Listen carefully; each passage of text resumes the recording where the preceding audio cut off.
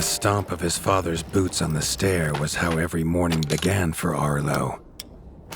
The booming shout to ready himself was louder still. But such was Lord Avor's zeal at a new day. Dawn was breaking over winter's edge, and Arlo was yet to miss one.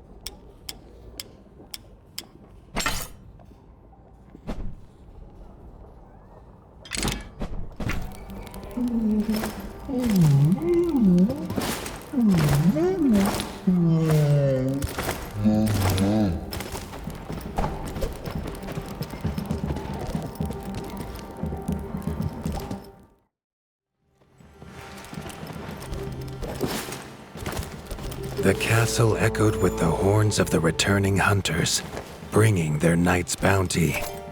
Arlo's little heart quickened to hear it. The only thrill to be found inside the high walls was a hunter's tales of what lay beyond them. Arlo tells himself it's a good life here in Winter's Edge.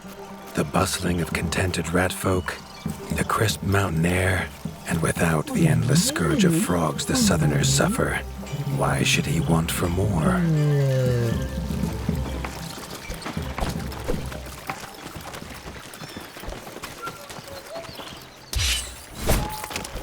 There was no time for tales of the hunt today.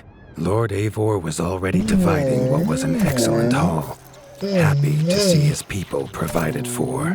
Arlo longed only to join the hunt, to see the ratdom or even the lands beyond. His father called it a fool's wish. Arlo's destiny was unshakable, much like the keep that would become his by birthright. Arlo has no memory of his mother, but Hilda's food was a true taste of maternal kindness. With the right ingredients, she would make meals nourishing to body and soul.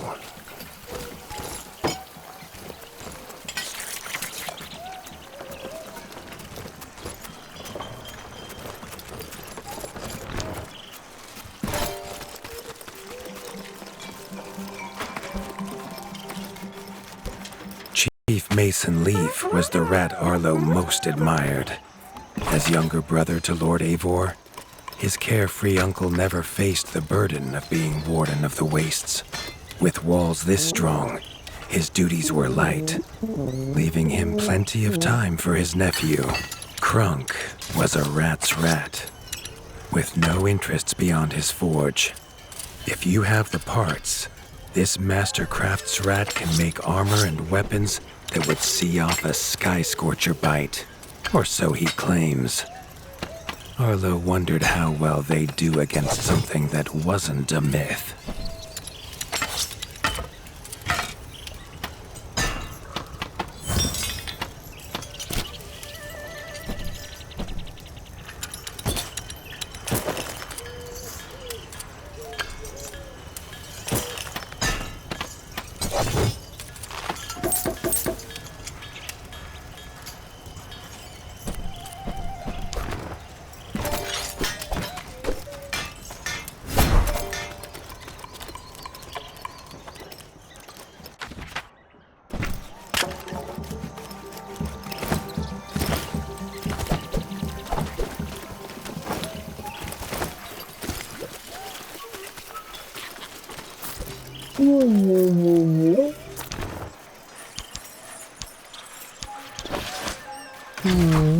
The hunters had brought unwelcome news. A family of the reviled creatures ratfolk called backstabbers had moved into the wastes. Avor told his son to fetch his weapons.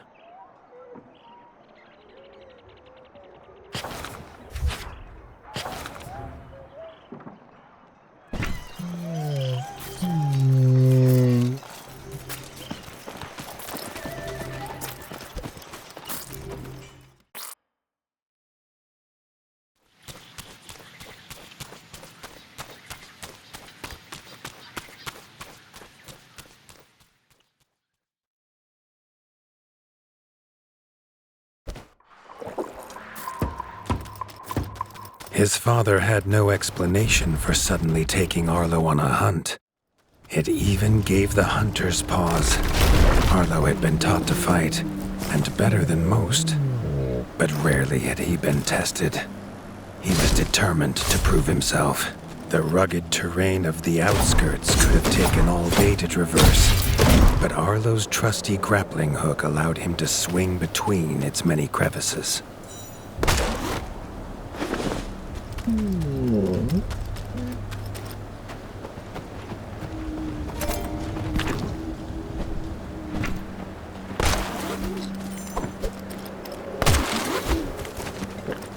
Arlo liked the feel of a sharp axe cutting through the vines. The wilds were part of his home, and nothing in them would frighten him. The famous frostberry bushes of the wastes were in full fruit already. Their juice made a healthy tonic, though Lord Eivor preferred them fermented. His father was a sturdy rat, built for strength, not speed. So Arlo found it curious that he challenged him to a race. The prospect of the hunt had filled Lord Eivor with a vigor that his son had not seen in years, or at least since breakfast.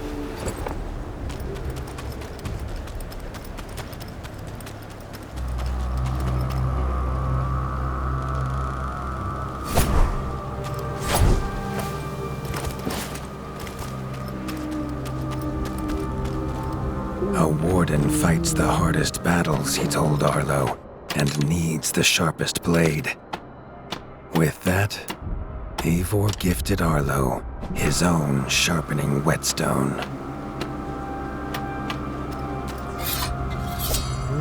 Whether these beasts were named for their spines or for some past unforgivable deed, no rat knew.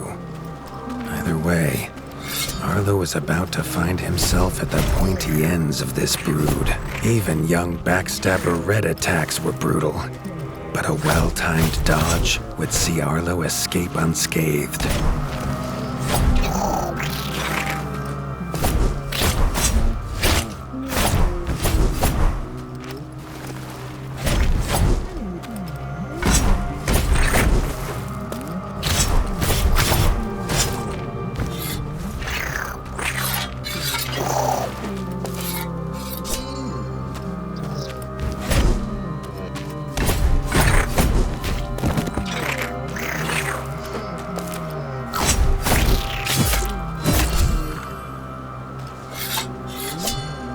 This backstabber lived up to its name with its deadly white attack, but Arlo's shield could block the deadly spikes.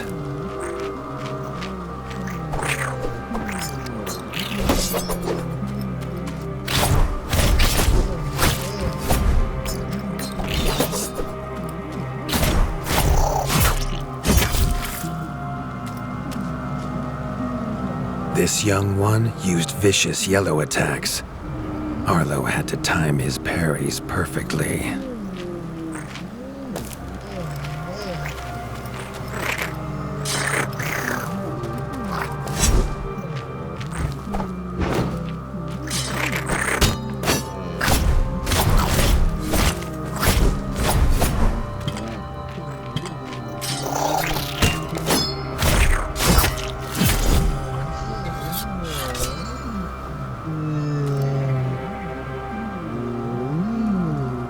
This mother had left her young to fight alone, but the same could not be said of Lord Eivor as he leapt to his son's side.